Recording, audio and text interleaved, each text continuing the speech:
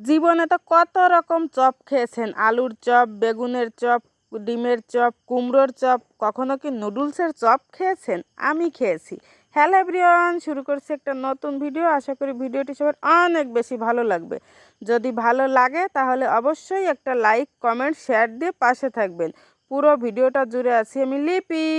বিকালবেলা একেবারে ঝটপট নুডলসের চপ বানালাম। নুডলসের চপ বানাতে নিয়েছি একটা আলুর অর্ধেক, পেঁয়াজ, আদা, তারপর টমেটো আর হচ্ছে 2টা কাঁচামরিচ বাটা।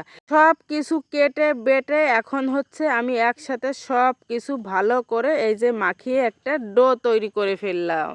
আমি হচ্ছে সব কিছু হালকা হালকা একটু বেটে দিয়েছি, না বাটলেও কিন্তু চপটা হয়। যেহেতু আমার ডোটা তৈরি করা হয়ে গেছে, এখন হচ্ছে আমি বসে বসে চপের শেপ দেব।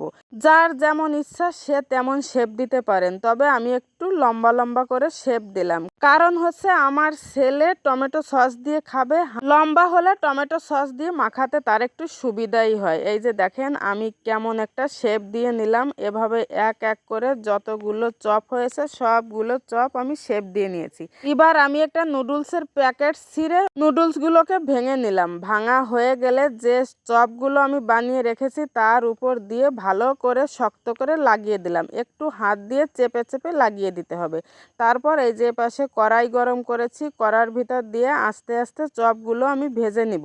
হালকা জালে ভাজলে একেবারে মুচমুচে হয়। এত মজার একটা নাস্তা আপনারা না খেলে কখনোই বুঝতে পারবেন না।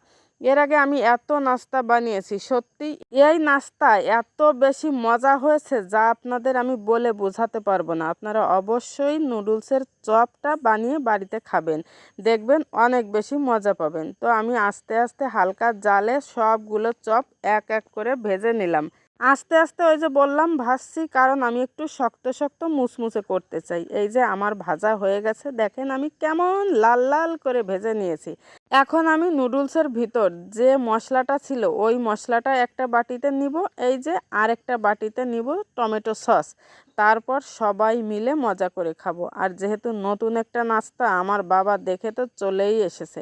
বিকালবেলা এভাবে যদি বাচ্চাদের ঘরে সুন্দর সুন্দর নাস্তা বানিয়ে দেন, দেখবেন চারপাশ দিয়ে সে আপনার ঘোরাফেরা করছে আর বাইরে যেতে একদমই চাইবে না।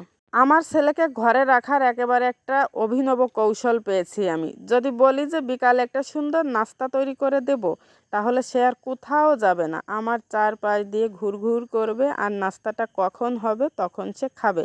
দেখেন সবাই কি মজা করে খাচ্ছে। আসলে আরও যদি বেশি বানাতাম তাহলে আরও বেশি মজা হতো, সবাই একটু তৃপ্তি করে বেশি বেশি খেতে পারতো। কিন্তু যাই হোক, যা বানিয়েছি আমাদের মোটামুটি হয়েছে। আপনারাও অবশ্যই বানিয়ে খাবেন এই নুডলস চপ। ধন্যবাদ সবাইকে।